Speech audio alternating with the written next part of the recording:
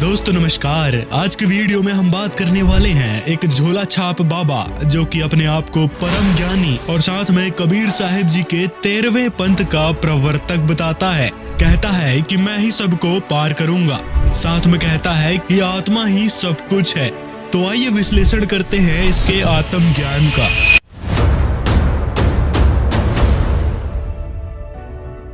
अब दोस्तों इसमें भी कुछ लोग बोलेंगे कि संत की निंदा नहीं करनी चाहिए। तो सर्वप्रथम आपकी जानकारी के लिए बता दें कि किसी के झूठ को और उसकी ऊटपटांग बातों की सच्चाई बताना निंदा नहीं होती, बल्कि ये तो एक परोपकार का काम होता है। इससे श्रद्धालु अपने आप को झूठे अज्ञानियों से बचा सकता है।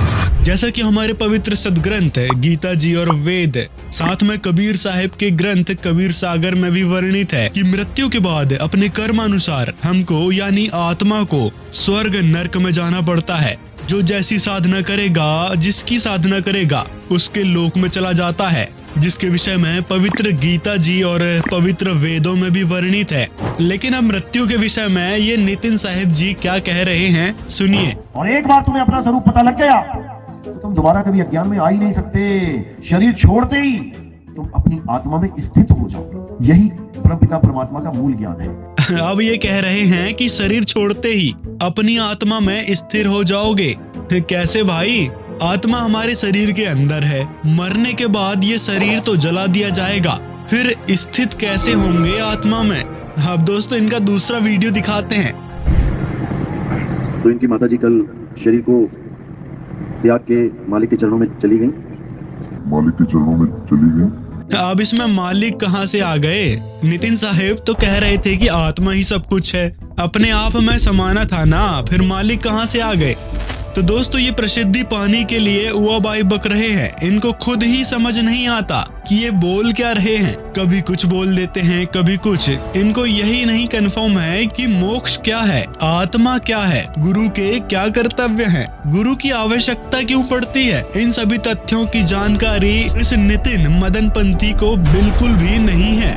गुरु का काम है केवल तुम्हें एड्रेस बताना कि तुमने जाना कहाँ है, आए हो तुम कहाँ से, जाना तुम्हें कहाँ है। इतना बस विचार लो, हो गया भजन। क्या 5 नाम जप रहा है? इतना बस विचार लो, हो गया भजन। आए हम कहाँ से, हमें जाना कहाँ है। यदि हमने ये बात विचार कर ली तो इससे होगा क्या? यदि विचार करना ही भजन है, इससे ही मोक्ष हो जाता है, फिर गुरु बनकर भाषण क्यों दे रहे हो? सबको बोल दो कि आप सोच लो हम कहाँ से आए हैं, कहाँ जाना है। इस बात का ही बस सभी विचार करेंगे। लेकिन ये भाई साहब ऐसा नहीं बोलेंगे, क्योंकि इनको पता है इनके सामने जो लोग बैठे हैं वो भोले भाले हैं। बेचारे वो लोग समझ ही नहीं पाते कि ये बाबा जी जो हैं क्या बोलने लग रहे हैं। क्या 7 नाम जप रहा है, क्या 20 नाम जप रहा है? छोड़, हटा इसको। अब करना क्या है? ना कहीं आना, ना कहीं जाना, आपे में आप समाना।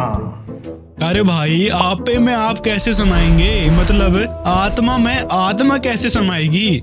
इनका एक और वीडियो मिला है जिसमें ये काल के ब्रह्मांड से बाहर जाने की बात कर रहे हैं। लेकिन ये ज्ञान तब समझ में आता है मेरे भाई, जब परमात्मा ने मोहर लगा दी हो तुम्हारे ऊपर कि इस जीव को इस काल की नगरी से, इस मृत्यु लोक से, इस ब्रह्म के ब्रह्मांड से बाहर करना है। तब ये ज्ञान समझ में आता है, नहीं तो नहीं आता। अभी तो कह रहे थे कि मृत्यु के बाद आत्मा में ही स्थिर होना है और न कहीं आना है, न कहीं जाना है, आपे में आप समाना है। अब कह रहे हैं कि काल के ब्रह्मांड से बाहर जाना है। अरे भाई, कबीर साहिब ने भी तो काल के ब्रह्मांड से बाहर सतलोक जाने की बात की है। कोई सतलोक नहीं जाना। कोई गुरु कहे सतलोक ले चलेंगे तुम्हें, भैया तुम ही जाओ, हमें नहीं जाना। आप कह रहे हो कि सतलोक नहीं जाना है, ऊपर से ये भी कि काल के ब्रह्मांड से बाहर जाना है।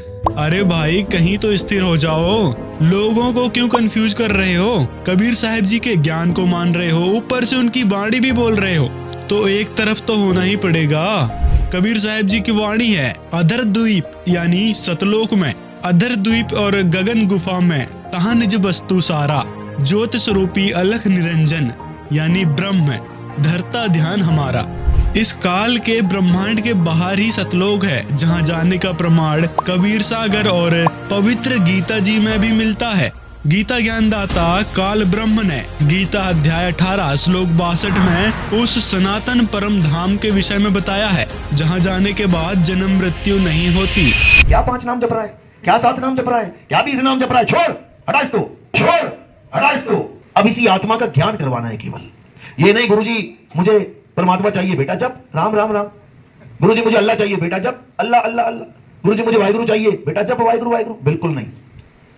अल्लाह ईश्वर राम कहां है? तुम्हारी आत्मा में विराजमान है, बस तुम्हें आत्मा का ज्ञान चाहिए। अब ये कहते हैं कि नाम नहीं जपना है, तो फिर ये कर क्या रहे हैं? दीक्षा लेने वाले हैं वो हाथ खड़ा करें। प्रथम दीक्षा वाले, प्रथम दीक्षा में हमारे यहाँ भी देखो पहले 52 अक्षरी नाम दिया जाता है, वो 52 अक्षरी नाम दिया जाता है वो। तो भाई इस चीज से मुक्ति के लिए आपको मैं आज एक नाम देता हूं। जैसे ही आप श्वास अंदर खींचते हो तब आप क्या करो, जो ओम सोहम वाले हैं स्पेशली, जिनकी सांसों में काल का नाम बस चुका है, या सोहम वाले हैं, जब आप सांस लेते हो तो सांसों में उच्चारण करो। ये नाम जाप नहीं तो क्या है दोस्तों? इस स्वयंभू गुरु ने भगवान, भक्ति और गुरु पदवी को एक कचरा बना दिया है। गुरु का काम क्या होता है? ज्ञान को सुलझाना, ना कि उलझाना। कबीर साहब जी तो कहते हैं कि 9 मन सूत उलझिया, ये ऋषि रहे झकमार, सतगुरु ऐसा सुलझा दे, उलझे न दूजी बार। एक तरफ तो आप कबीर साहब जी का नाम लेते हो, साथ में कबीर साहब की बाणी भी बोलते हो, लेकिन इतनी सी बात इनके पल्ले नहीं पड़ती, तो ये सोचने वाली बात नहीं है। अब दोस्तों, जैसे हमको कोई दुख तकलीफ आती है तो हम डॉक्टर के पास ही जाते हैं। अब ये नितिन साहब जी कह रहे हैं कि तकलीफ होती है तो डॉक्टर के पास मत जाओ। सोच लो कि आप आत्मा हो, आत्मा को दुख तकलीफ थोड़ी ना होती है। साथ में ये कहते हैं कि आत्मा तो अमर है, फिर डॉक्टर से क्यों बोल रहे हो बचा लो बचा लो? बस इसका एक ही दोष है कि ये निर्भय नहीं हो सकता, डरता रहता है बेचारा, हाय मर गया, हाय मर गया, डॉक्टर साहब बचा लो, डॉक्टर साहब बचा। जो अमर है, जीव अविनाशी, वो अरदासें कर रहा है मुझे बचा लो, मुझे बचा लो। क्यों? क्योंकि वो अपने स्वरूप को भूल चुका है। वो अपने आप को एक छोटी मोटी चीज मान बैठा है, जो एक्सपायरी डेट लेके बैठा हुआ है। इतनी तारीख को पैदा हुआ था, इतने को मर जाऊंगा। आत्मा अमर है, ये जो स्थूल शरीर है वो थोड़ी ना अमर है। इस विषय में तो गीता जी भी कहती है। गीता अध्याय 15 के श्लोक 16 में लिखा है कि ये शरीर नाशवान है, जीव आत्मा अविनाशी है। इस शरीर में जो दुख तकलीफ आएगी उसके लिए डॉक्टर के पास ही जाना पड़ेगा ना, या फिर पूर्ण गुरु के पास जाना पड़ेगा, जो परमात्मा का कृपा पात्र संत होगा, जो सभी रोग और दुख तकलीफ को भी दूर कर देगा, जिसके बारे में पवित्र वेदों में भी लिखा है कि वह परमात्मा घोर अपराध को भी नाश कर देता है, यानी हमारे ऊपर दुख जो आ रहे हैं उसको खत्म कर देता है। वह पूर्ण गुरु कौन है जो उस पूर्ण परमात्मा से लाभ दिलवा सकता है? तो दोस्तों, इसकी बात हम आगे इसी वीडियो में करेंगे। अब दोस्तों, अब आप सोच रहे होंगे कि दुख तकलीफ तो ये नितिन साहब जी भी दूर कर देते होंगे, ये भी तो अपने आप को पूर्ण संत मानते हैं, लेकिन ऐसा नहीं है दोस्तों। नितिन साहब का कहना है कि यदि आपको कोई दुख तकलीफ है तो मेरे पास मत आना। यदि कोई दुखी आ भी जाता है तो उसको ये कहते हैं कि आपको थोड़ी न दुख है, आप एक आत्मा हो और आत्मा अमर है। केवल आत्म स्वरूप की जानकारी के लिए मेरे पास आया करो। दोस्तों, इसके पास दुख तकलीफ का कोई समाधान नहीं है, केवल ऊट पटांग ज्ञान ही देना होता है इनको। अब दोस्तों, इनके पास मोक्ष के विषय में भी कोई ज्ञान नहीं है। बस इतना समझ लो, ज्यों तिल माही तेल है, ज्यों चकमक में आग, तेरा साईं तुझ में है, जाग सके तो। जब मेरा साईं मुझ में है तो सतलोक में कौन बैठा है? जब मेरा साईं मुझ में है तो अलग लोक में कौन बैठा है कुर्सी लगा के? मेरा साईं मुझ में है तो फिर अनामी लोक में कौन बैठा है? कौन बैठा है? कौन बैठा है? अकेला निरंजन बैठा है। वो क्या करेगा अकेला? ज्योत निरंजन अकेला नहीं बैठा, वो मन माया की लहर में चित्त स्थिर नहीं होए। जो बैठा है वो निरंजन है, और उसके आसपास जो बढ़िया बढ़िया रोशनियां चल रही हैं वो क्या है? वो माया है। दोनों एक साथ रहते हैं। इस फर्जी कबीरपंथी का ज्ञान यहीं से समझ सकते हैं। ये क्या बताता है? इसके सत्संग सुनने वाले लोगों ने ही जवाब दे दिया कि ये कैसा ज्ञान देता है, जब कबीर साहब जी ने स्वयं अपने सदग्रंथ है कबीर सागर में बताया है कि मेरा निज स्थान सतलोक है, और सतलोक के ऊपर अलख लोक और अनामी लोक हैं। मतलब ये सभी लोक परमेश्वर कबीर जी के निवास स्थान हैं। और ये अज्ञानी नितिन साहब कहता है कि अलख लोक और अनामी लोक में ये काल ब्रह्म यानी ज्योति निरंजन और माया यानी दुर्गा बैठे हैं। वह रे ज्ञानियों, एक तरफ तो कहता है काल के ब्रह्मांड से निकलना है, और दूसरी तरफ परमेश्वर के निज स्थान को ही इसने काल ब्रह्म का लोक बता दिया। दोस्तों इनकी एक बात का और खंडन करेंगे, जिसमें ये नितिन जी कहते हैं कि गुरु के चरणों में फूल डाले जाते हैं, सिर में नहीं। साहब कुछ भक्तों के सवाल थे। एक तो भगत ने मेरे को फोन करके पूछा था कि जो खुद की देही की पूजा करवा रहे हैं, तो गुरु नानक जी ने और कबीर साहब ने, इन्होंने कब अपनी देही की पूजा करवाई, कब अपने सिर पे फूल रखवाए?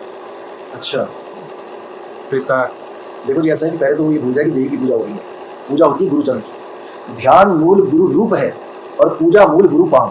गुरु के अब अगला वीडियो देखिए, जिसमें ये अपने सिर में फूल डलवा रहे हैं। तो आज इस अनमोल सत्संग को खोलेंगे। उससे पहले दोस्तों सच्चा और पूर्ण गुरु वो होता है जिसकी कथनी और करनी में अंतर ना हो, मतलब जो बात बोल रहे हैं उन बातों को स्वयं भी अमल करे और अपने शिष्यों से भी अमल करवाएं, वो ही पूर्ण गुरु होता है। लेकिन दोस्तों इस मदनपति पंथ के गुरुओं का एक अलग ही ड्रामा है। ये लोग कहते कुछ और हैं और करते कुछ और कहते हैं कि हमारा ही वास्तविक कबीर पंथ है। अब दोस्तों आप ही विचार कर सकते हैं कि ये नितिन साहिब और मदनपति पंथ के जितने भी गुरु हैं उनके पास क्या ज्ञान है। दोस्तों इस वीडियो में आपको दिखाया कि अपने आप को कबीर पंथी और 13वें पंथ का प्रवर्तक होने का दावा करने वाले फर्जी गुरु का ज्ञान। अब दोस्तों आपको ये बात जरूर जान लेनी चाहिए कि कबीर साहिब जी का वास्तविक मार्ग कौन सा है। एकमात्र सच्चा कबीर पंथ संत रामपाल जी महाराज का है। जी हाँ दोस्तों, अन्य सभी कबीर पंथ झूठे हैं और सच्ची पूजा और सच्ची दीक्षा नहीं देते।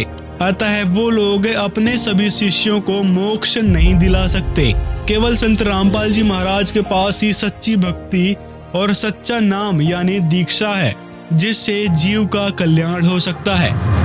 दोस्तों आपको यदि संत रामपाल जी के सच्चे कबीर पंथी होने पर कोई शंका है तो नीचे डिस्क्रिप्शन में एक पवित्र पुस्तक का लिंक मिलेगा, जिसमें सभी कबीर पंथियों का ज्ञान बहुत ही बारीकी से समझकर और कबीर साहब की वाणियों से मिलाकर इस पवित्र पुस्तक में विस्तार से लिखा गया है। एक बार ये पुस्तक जरूर पढ़ें। दोस्तों अगर वीडियो पसंद आया हो तो लाइक जरूर करें और इन फर्जी कबीर पंथियों के बारे में आपकी क्या राय है कमेंट में जरूर बताएं और वीडियो को ज्यादा से ज्यादा लोगों तक शेयर करें ताकि भगत समाज जागरूक हो सके। सत साहिब।